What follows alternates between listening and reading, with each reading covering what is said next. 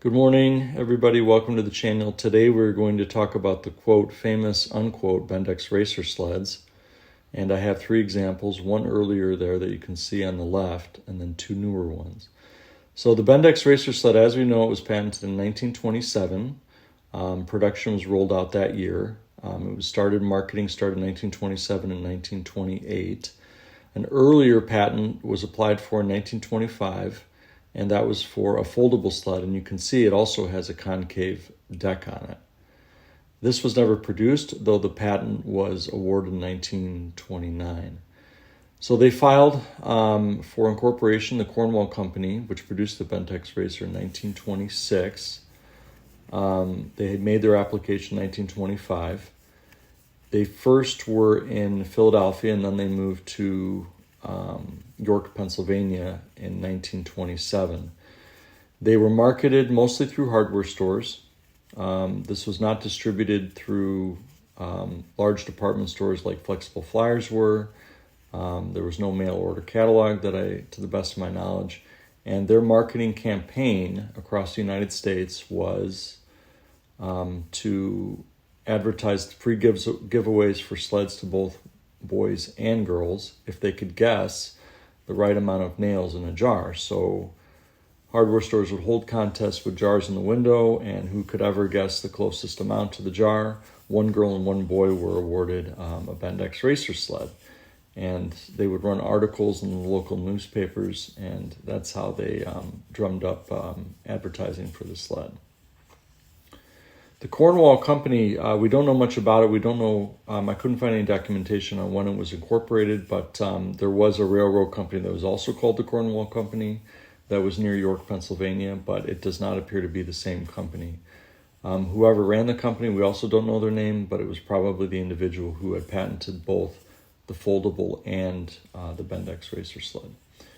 So this is the deck of the Bendex Racer sled. This is what the emblem looks like, and the later sleds, the newer sleds, you can see have a dark green pinstriping on them or stenciling, and they have it. They also have a stamp on the back, Cornwall Company, York, Pennsylvania. If it says York, Pennsylvania on it, it is definitely after 1927. They also had the prices on the back, which were similar to that of Flexible Flyers. They're about the same price. Here we have a junior Bendex, and it is $5.50, slightly less than the regular size Bendex.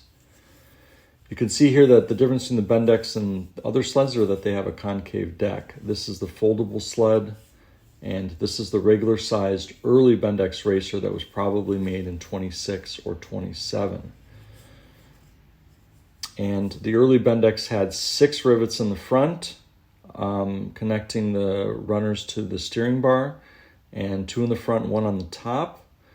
And that was a faulty design because I've never seen them intact. These 4 rivets on the front were broken and wired together. So I think they tried to produce that for 1 year and then went to a regular gooseneck runner that used 2 rivets on each side.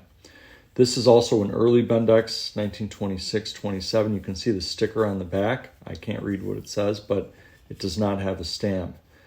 And the other difference between this and the newer Bendex is that it has a bluish hue to the paint, not a greenish hue.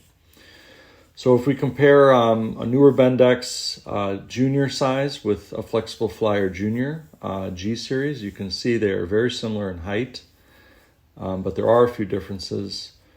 First of all, they both had gooseneck runners, but the gooseneck runner on the Bendex Racer is slightly thicker than that of a Flexible Flyer. You can tell here's the Bendex Racer, and it's a little bit thicker on the front. The other difference is that the knees on the Bendex Racer were not as robust as a Flexible Flyer. Here you can see this one broke, and the owner had constructed a brace to connect the runner to the deck. Another difference is that they had gold or brass paint on the rivets connecting the deck to the steering bar and bumper. That's unique.